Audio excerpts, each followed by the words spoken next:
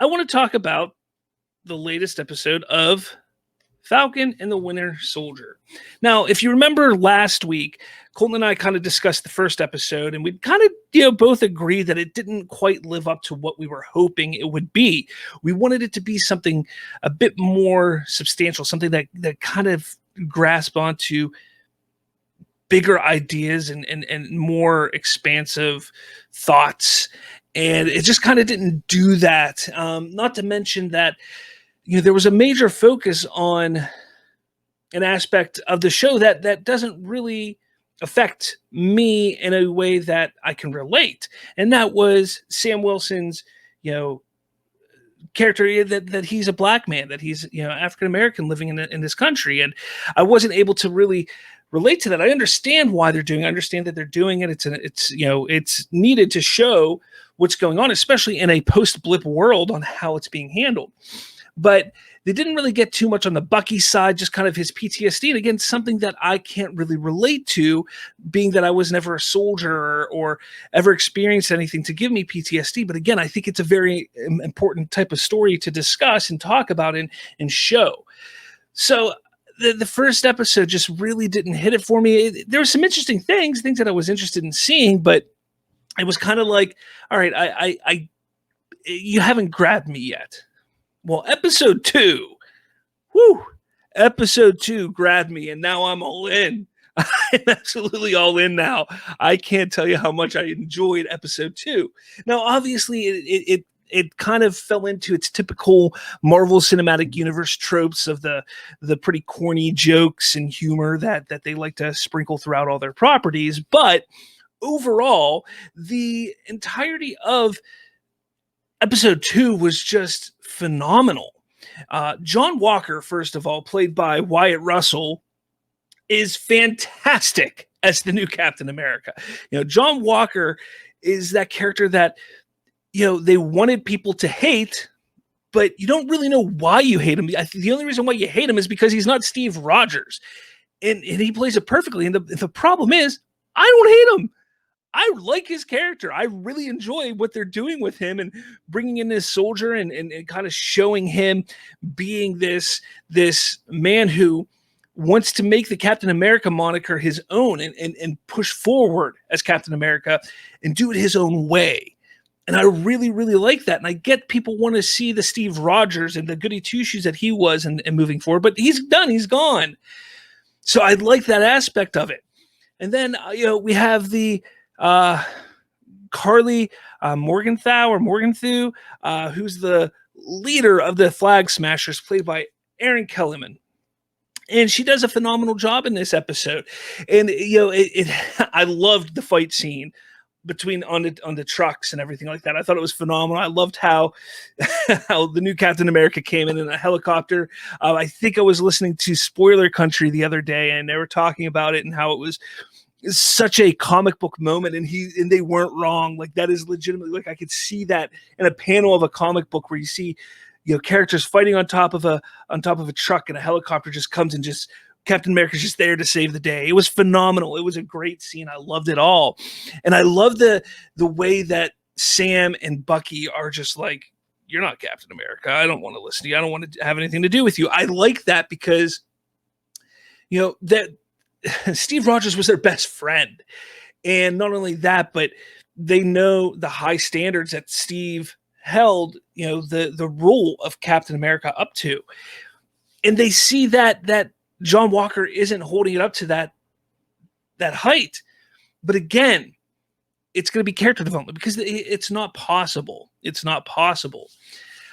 So this episode far surpassed my expectations and is exactly what I want and have wanted with this show ever since they announced it. Absolutely. I have to mention this part too, the whole story with Isaiah being the black super soldier from the past. I thought that was phenomenal. I thought that was amazing because when you get down to it, when you really think about it, that is exactly how that would have been handled. Nobody would have known about him. If you think about the past in American history, yes, they would absolutely make a white boy the poster boy of this super soldier serum and of America.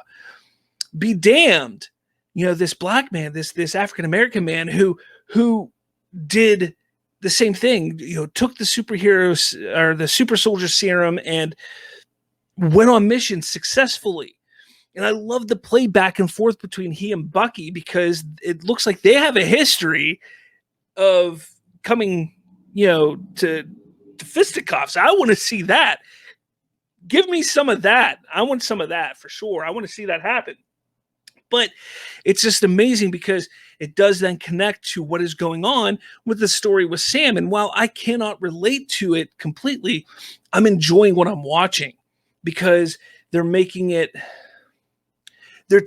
in a direction that I think is going to be really impactful and important to show why Sam was afraid to become Captain America, or not afraid, I can't say afraid, but unwilling to become Captain America, and why even the United States today would not have accepted him becoming the new Captain America. And you kind of see that it started years ago. So I really do like that aspect of it. And again, I just want to see some some flashbacks or even like a spin-off show of Isaiah going against Bucky when he was the Winter Soldier. I think that would be amazing and fantastic. But absolutely, episode 2 blew me away. Definitely better than episode 1 was. I can't wait to see what happens in the future. Speaking of which, a couple of my theories that I have, because I love doing theories when it comes to television shows, I'm going to throw them out here so you can all hold me accountable. But for one, I want to talk about John Walker. Now, I know a lot of people are like, look, it's John Walker. We know Sam does take the shield back. We've seen it in the trailers and does become Captain America by the end of the season. But what happens to John Walker?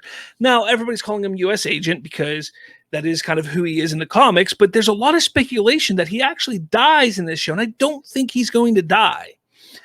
What I think is going to happen is I think he's going to actually take the super soldier serum or a version of that serum, and it's going to mess him up, and he's going to become more of an anti-hero. It's going to mess him up mentally, and he's not going to be standing up for the same, the same ideals that he was or is now. And I think that's going to be kind of where his character goes. And I think he will become incapacitated in some way, but I think ultimately he will still be a good guy or an anti-hero in some form or fashion. I really do hope that he continues on past this show because I really like Wyatt Russell playing this character. And that's just one episode. In one episode, seeing him as this character has been phenomenal. I really, really enjoy it. And, obviously the little Easter eggs of setting up the Young Avengers is really, really interesting that they've been doing it in a couple shows. It kind of seems like that might be where they're leading with these TV shows, which is cool. I'm all for it. More content, I always say. More content. So let me know in the comments what you thought about episode 2 of Falcon and the Winter Soldier. What are your expectations for the rest of the season? And yeah, what has been your favorite moment and part from the show so far? We're only 2 episodes in, but in my opinion, it's vastly better than what WandaVision was. That's just my opinion, though. I know others have their opinions, but it's been fantastic thus far. So, moving on from there. What's going on, guys? Did you enjoy this video? If you did, make sure you smash that like button. And for more, hit subscribe with that little notification bell. That way, you'll be notified every time a new episode drops. Thanks for watching, and I'll catch you all later.